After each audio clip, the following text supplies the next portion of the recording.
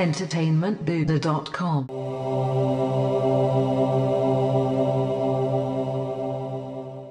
Hey now fans of movies Peter Jackson had a hand in creating, Matt Haywood here from entertainmentbuddha.com to review Mortal Engines, or what I like to call a steampunk Valerian, which may become a cult classic someday, but will surely be considered a box office bomb. Mortal Engines is a curious flick. On one hand, it could be one of the most visually stunning looking films I've ever seen, while on the other, it suffers from a muddy narrative that just isn't executed properly at all. It is very similar to Valerian in terms of its insane ambitions in telling a story requiring visual set pieces that can melt your mind with their intricacies, coupled with a relatively unknown IP, which results in a film-going experience that is less than spectacular, but sticks with you for one reason or another.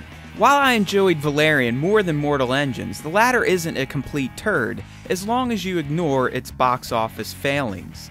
The opening 15 minutes alone provides some of the most unique action shots in cinema history, but once the main narrative kicks in, the allure of this killer opening is quickly lost in favor of hollow world building to give the audience a reason to care about the main characters.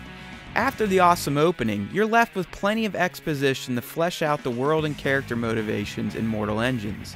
You see, hundreds of years from now, man destroys society as we know it in a 60-minute war. This gives rise to nomadic cities which literally drive around the earth to snag up its remaining resources while also digging up old technology. These cities eventually turn into predator cities which literally ingest smaller cities for fuel and resources. There is also a faction of humans who were against the mobile cities, so they created a safe haven behind a shield wall to keep invading cities out. London, the world's greatest predator city, is commanded by Thaddeus Valentine, who is played by Hugo Weaving, and is ready to change the world order, so he wants to attack this shield wall city.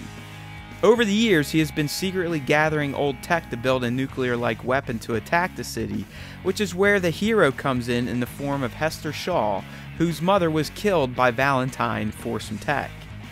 It's this relationship between the antagonist and protagonist that makes up most of Mortal Engines' plot, but it's just not executed in an entertaining fashion.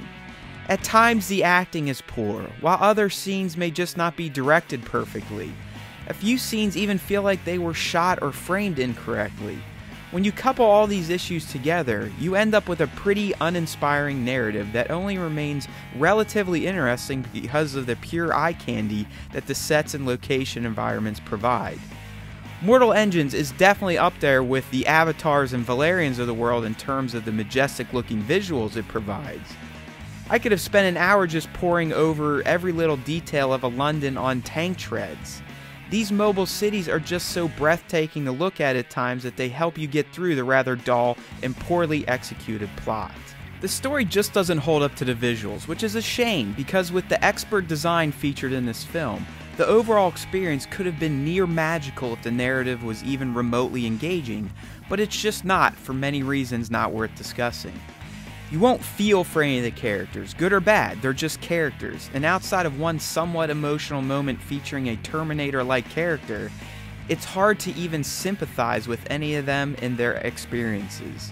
I just feel like the writers and director got too cute with how the story was told, which is done in a way that teased potential character ties, but didn't pay off on the obvious reveals until it was too late. By the time the full story is revealed, you've already mostly guessed it all, and found out that the mysteries and twists aren't very interesting anyway. I definitely was hoping to be much more entertained by Mortal Engines than I was, but I don't think it's a complete waste of life either. Like other really far out concept movies such as Valerian or even The Fifth Element, Mortal Engines' fantastical aspects do give it potential to become a cult classic when it hits its home release.